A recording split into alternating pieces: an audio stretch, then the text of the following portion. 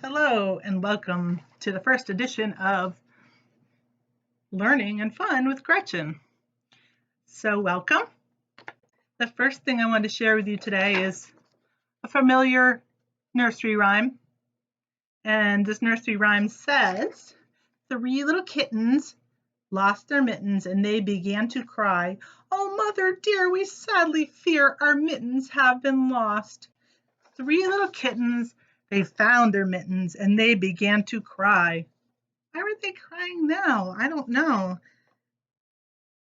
Oh, mother dear, see here, our mittens we have found. So what are they going to do now that they found their mittens? Well, in a nursery rhyme that is just like that one, it says that the kittens can have some pie. Of course, that's kind of silly because kittens don't eat pie, but that's okay. So I want to share with you a couple things about big and little. So I just looked around my house, which I'm in right now, since we're not at school, and I found some things I can compare in size. So I've got this orange. Is this big or is this little? And then I went in and I found another orange, I think called more of a clementine. And so what do you think? I think this one's big. I think this one is big too. No, this one's small, big and small, small and big. And of course they look like balls, so they're like circles. So here's another thing I found, some noodles. And look, as you can see here, here's a little piece of like crouton breadcrumb. This one is bigger and this one is smaller. Oops. Here's my 2 remotes for my TV. Which one's bigger? Maybe you can tell me this time. What do you think? And then some forks I found. This is a really small one. No. This is the big one, and this is the little one. Which one's the big one? Point to it. Which one's the small one? Point to that one.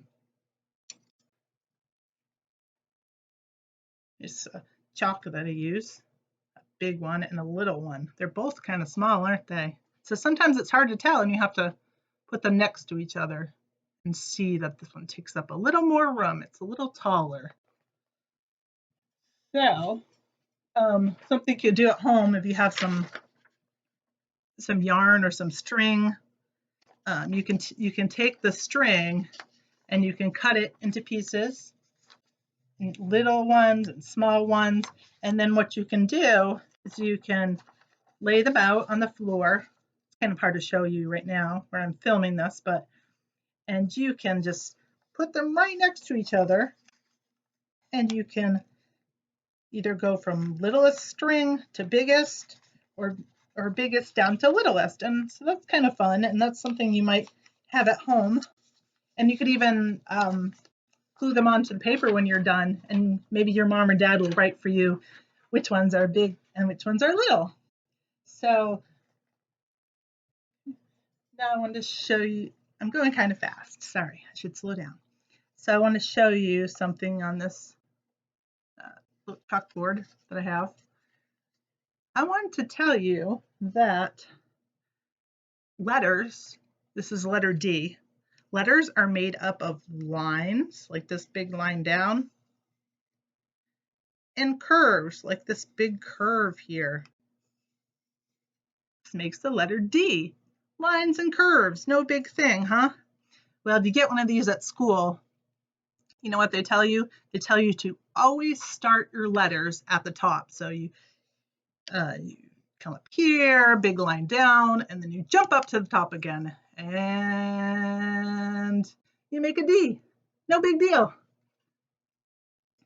This is the letter E. Does this have any curves in it? No, it doesn't. Sorry. Okay, this doesn't have any curves in it. Some letters just have lines. Well, this one has a big line and little lines. So I come up to the top, do a frog jump, and I go down my big line, and I jump up to the top of the again, and I do little line, little line, little line. So that's the letter E for egg. Okay. So I miss you guys, and I hope that you're doing well and you're having fun at home with mom or dad or whoever you live with, and that you're being kind to your brothers and sisters and just using this time to just relax and be with family. And I'm hoping that you can do some learning while you're out. So you might have seen something like this at preschool. This is a weather chart. And so every day you could look out the window and you could say, is it rainy? Is it cloudy? Is it sunny? Is it windy? And this is stormy and foggy, snowy and lightning and hail. So that's a lot of different types of weather, but I think if you look out the window today, which you should go look out the window and maybe pause this video, you might find that it's not quite sunny today. Look up in the sky and see if you see clouds. A lot of clouds will be cloudy, or maybe the sky will be completely white. And you think we have any snow? Do we still have snow coming down from the sky this time of year? Not sure. You should check. And well, I'm thinking that it is rainy. So I'm going to come over here and look out the window. Maybe you can go look out your window.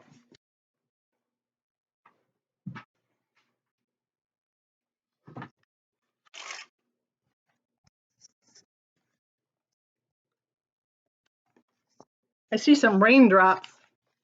See those raindrops? I see raindrops on the window, and I see some puddles outside. You should check and see if what it's doing for weather at your house. Maybe it's doing the same thing. Maybe it's doing something different. So, okay. So let's see. It's kind of a short lesson today, but I look forward to seeing you guys again. I'm going to show you something that you could do at home.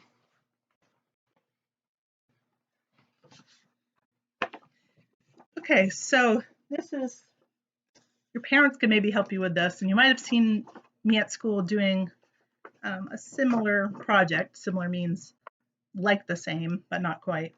So what you're going to do is you're going to look, your parents will look around and see if they can find any clothespins. We don't use those so much as we used to, but they take the shirt and they hang them onto a line, and you can put them outside to dry when it's dry outside, and when it's warm outside, it's even better. So what you're going to do is you can put numbers on your clothespins. 1, 2, and I just went up to 5. So, and then I'm going to take a piece of paper, and what I did is I wrote down numbers. I'm sorry, but I think they're backwards on this video.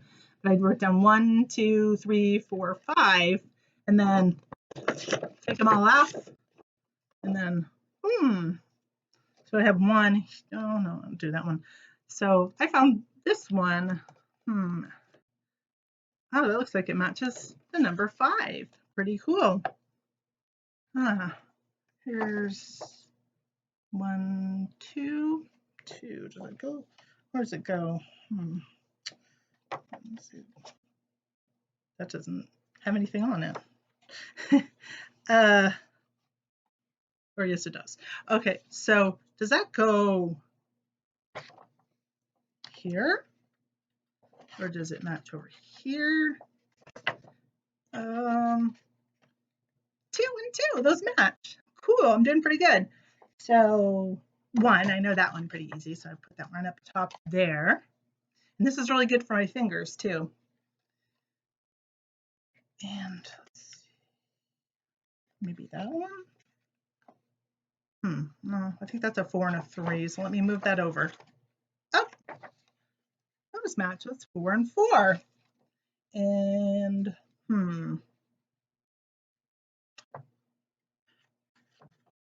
3, I got it. So I'm gonna count.